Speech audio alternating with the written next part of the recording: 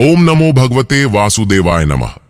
जय माता दी। आज के वीडियो में हम जानेंगे शुक्ल पक्ष में आने वाली पुत्रदा एकादशी व्रत का पारण कैसे करना है, पारण करते समय कौन से नियमों का पालन करें और पारण क्या खाकर करना है। यानी कि पारण का मतलब होता है व्रत का खोलना। तो व्रत कैसे खोलना है और व्रत खोलने का जो समय रहेगा वह क्या रहने वाला है, गलती मत करना। वीडियो ध्यान से देखना और अंत तक देखना। आज का वीडियो बहुत महत्वपूर्ण है। अगर आप एकादशी व्रत रखते हैं तो पारण करते समय कौन सी वस्तुओं का दान देना शुभ माना जाता है और किस तरीके से पारण का महत्व हमारे जीवन में होता है। अगर हम एकादशी का व्रत रखते हैं तो एकादशी का व्रत रखने से क्या फल प्राप्त होता है और पुत्रदा एकादशी व्रत रखने से किस तरह से पुत्र की प्राप्ति होती है। संपूर्ण जानकारी आज हम आपको दिव्या ज्योति चैनल के माध्यम से बताने वाले हैं। तो वह जोड़कर निवेदन है कि वीडियो को आधा अधूरा छोड़कर जाने की गलती मत करना। इससे तो अच्छा है कि आप वीडियो ना ही देखें और अंत तक आज के वीडियो को देखें।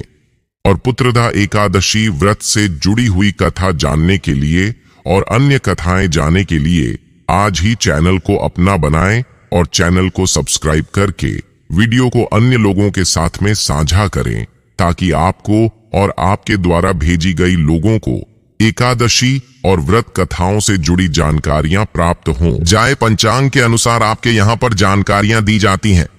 जैसा कि आप सभी जानते हैं, पुत्रदा एकादशी का व्रत इस बार 10 जनवरी शुक्रवार को रखा जाएगा और उसके बाद 11 जनवरी को इसका कारण होगा। तो चलिए जानते हैं। उससे पहले वीडियो को लाइक करके चैनल को जरूर से सब्सक्राइब कर लें। पौष मास के शुक्ल पक्ष में आने वाली एकादशी को पुत्रदा एकादशी के नाम से जाना जाता है।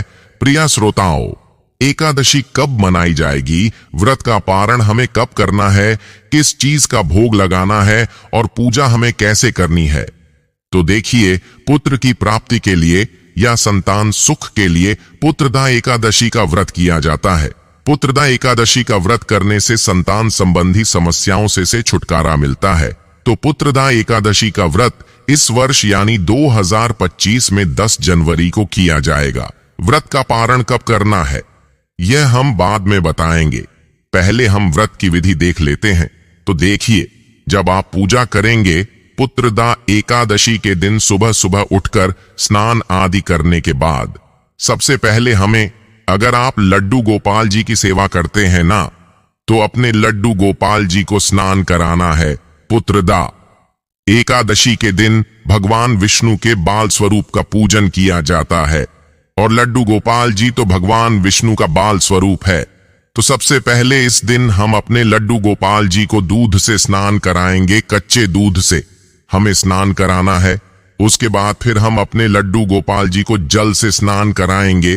तो गुनगुना यानी हल्का गर्म जल हमें लेना है क्योंकि सर्दियों का समय चल रहा है। लड्डू गोपाल जी को बढ़िया से स्नान कराने के बाद जो यह जल है दूध वाला, इससे आप चाय बना सकते हैं या इसको कोई भी ग्रहण कर सकता है। उसके बाद फिर लड्डू गोपाल जी को गर्म वस्त्र हम पहना देंगे। हो सके तो एकादशी के दिन पीले रंग के वस्त्र आप लड्डू गोपाल जी को पहनाए। पीले ना हो तो जो भी वस्त्र आपके पास हैं लड्डू गोपाल जी के, वो आप पहना सकते हैं।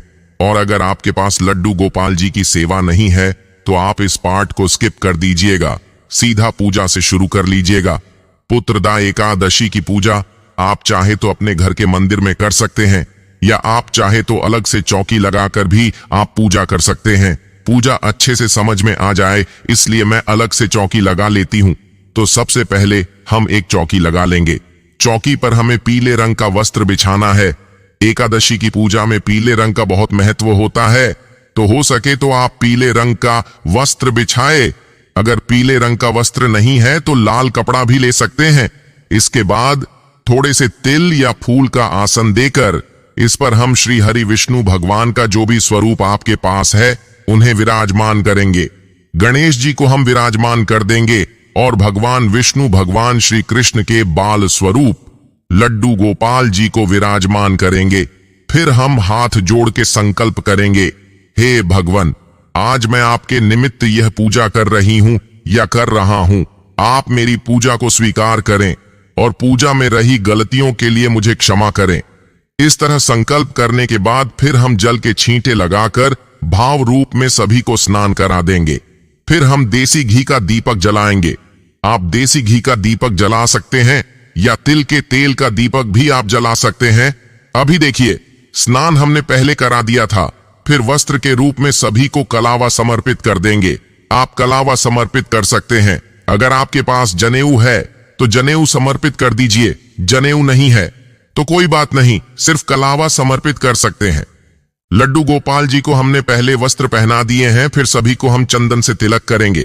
एकादशी के व्रत में चंदन का बहुत महत्व है, तो चंदन से तिलक किया जाता है।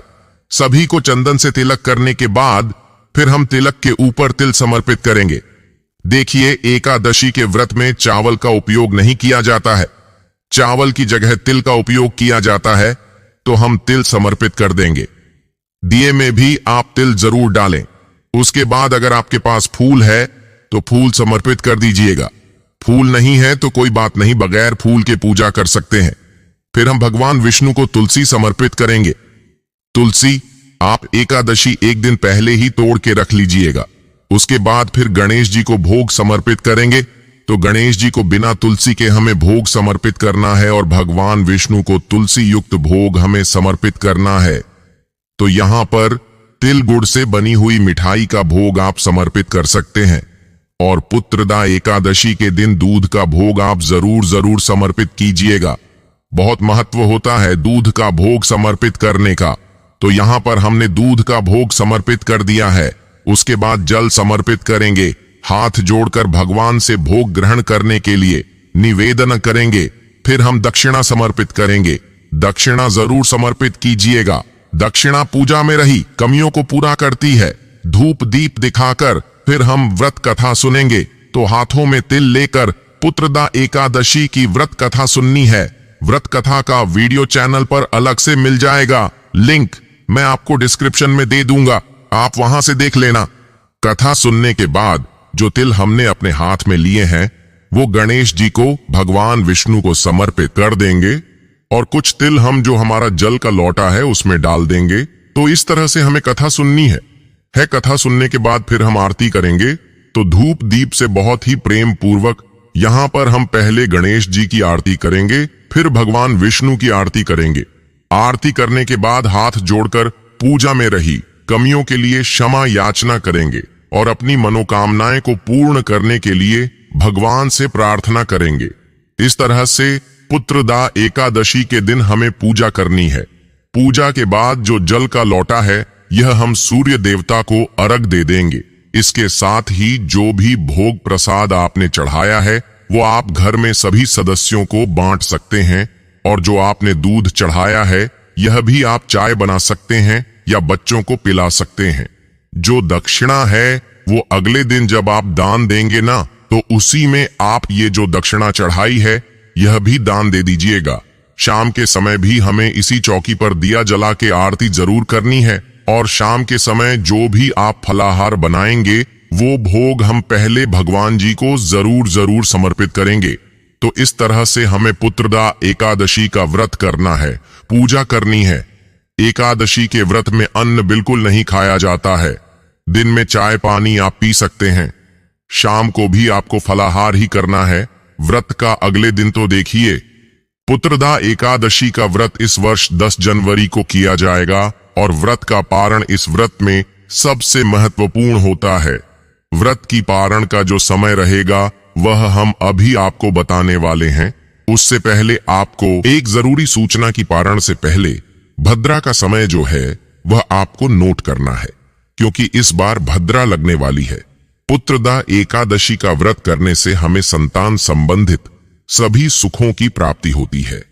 अगर आप पुत्रदा एकादशी का व्रत ना भी कर पाए तो व्रत की कथा जरूर सुन। इसे सुनने से आपकी मनोकामनाओं की पूर्ति होती है। साथ ही जिन दंपतियों पर पुत्र प्रताप की कामना लेकर फेवरेट करना चाहती है वह इस व्रत को कर सकते हैं। उनके लिए यह व्रत परफेक्ट है। प्रिय भक्तों, पौष मास के शुक्ल पक्ष की पुत्रदा एकादशी को वैकुंठ एकादशी के नाम से भी जाना जाता है। इस एकादशी को बहुत सी जगह पर मुख कोटि एकादशी के नाम से भी जानते हैं। ऐसी मान्यता है कि इस दिन वैकुंठ लोक, जो कि भगवान विष्णु का निवास स्थान है, द्वार खुला होता है। जो श्रद्धालु इस दिन एकादशी का व्रत करते हैं उनको स्वर्ग की प्राप्ति होती है और उन्हें जन्म मरण के चक्र से भी मुक्ति मिल जाती। वैकुंठ एकादशी के दिन तिरुपति के तिरुमला, वेंकटेश्वर मंदिर और श्रीरंगम के श्री रंगनाथ स्वामी मंदिर में दर्शन करना बहुत ही महत्वपूर्ण माना जाता है और यह एकादशी अपने नाम के अनुरूप ही फल प्रदान करने वाली एकादशी भी है। पौराणिक कथा के अनुसार सुकेतु मान के नाम के एक राजा की कोई संतान नहीं थी। राजा इस बात से परेशान थे कि उनकी मृत्यु के बाद उनके पूर्वजों को मोक्ष कौन दिलाएगा। इसके बाद राजा राजपट त्याग कर वन में चले गए। इस दौरान उनकी भेंट आर्षियों से हुई। राजा ने आर्षियों को अपनी समस्या बताई। तब आर्षियों ने राजा को पौष शुक्ल पुत्रदा एकादशी व्रत रखने की सलाह दी। राजा ने विधिपूर्वक पत्नी सहित पुत्रदा एकादशी का व्रत किया, जिसके बाद उसे संतान सुख की प्राप्ति हुई। इसलिए यह व्रत निसंतानों की सोनी गोद भरने वाला भी है। अगर इस दिन अपने पितरों के नाम से जल में काले तिल मिलाकर तर्पण किया जाए तो उससे पितरों को भी वैकुंठ लोक की प्राप्ति होती है, उन्हें भी मुक्ति मिल जाती है। आइए जानते हैं, इस बार साल 2025 में वैकुंठ एकादशी यानी पुत्रदा एकादशी व्रत 10 जनवरी को रखा जाएगा और सबसे विशेष बात कि पारण कब किया जाएगा। इस बार की एकादशी के ठीक अगले दिन कर्म द्वादशी भी है, इसलिए एकादशी और द्वादशी तिथि को भगवान विष्णु के कर्म यानी कच्छप अवतार की पूजा आप सभी को करनी चाहिए। इस बार वैकुंठ एकादशी के दिन भद्रा का योग भी बन रहा है, तो भद्रा काल कब से कब तक रहेगा? भद्रा के समय आप क्या क्या काम कर सकते हैं? पूजा पाठ कर सकते हैं, व्रत पारण कर सकते हैं या नहीं कर सकते हैं? चलिए आपको बताते हैं। इस बार एकादशी तिथि प्रारंभ होगी 9 जनवरी दिन गुरुवार को दोपहर 12:27 से उससे पहले तक दशमी तिथि रहेगी और एकादशी तिथि समाप्त होगी 10 जनवरी दिन शुक्रवार को सुबह 10:19 पर। इसलिए इस बार केवल 10 जनवरी शुक्रवार के दिन ही पुत्रदा एकादशी का व्रत रहेगा। सभी वैष्णव जन और गृहस्थ जन एकमात्र इसी दिन उपवास रखेंगे। एक दिन पहले दशमी तिथि के नियमों का पालन करते हुए तुलसी के पत्र तोड़ लेने चाहिए।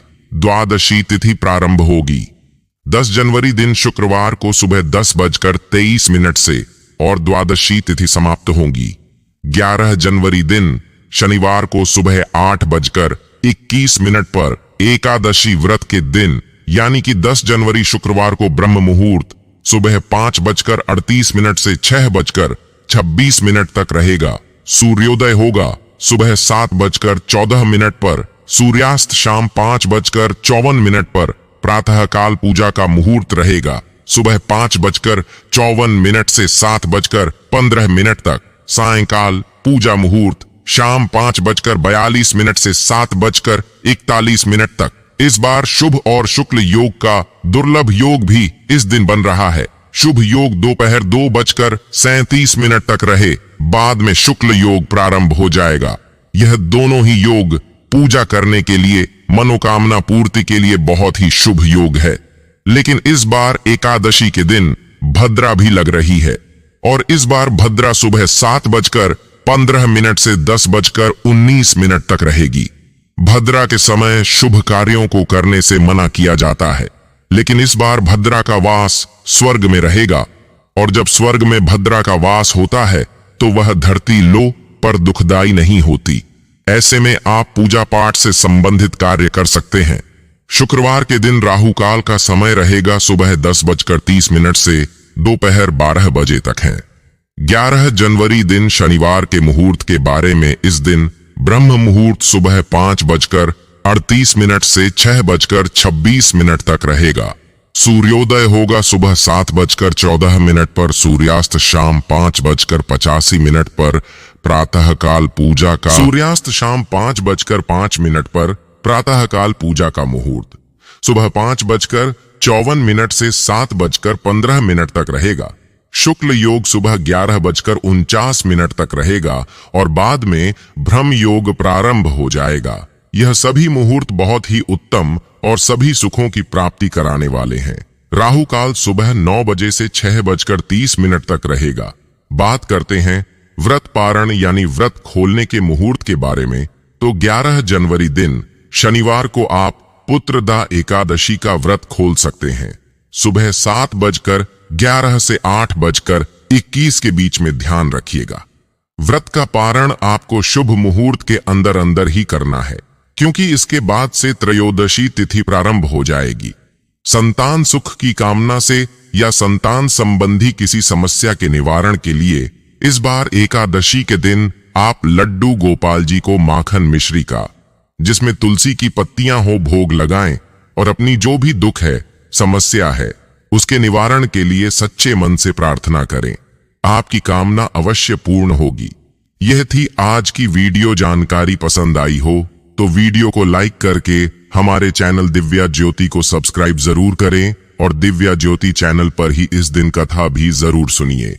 भगवान श्री हरि की कृपा चाहते हैं वह कमेंट में एक बार हरि कृष्णा जरूर से लिख दें, ताकि श्री हरि की कृपा भी प्राप्त हो। आपने यह वीडियो पूरा अंत तक देखा है और हमें इस बात से संतुष्टि होगी कि हमारे द्वारा दी गई जानकारी आप लोगों तक पहुंची। एकमात्र उद्देश्य है पंचांग और ज्योतिषीय गणना के आधार पर आपको सही जानकारियां प्राप्त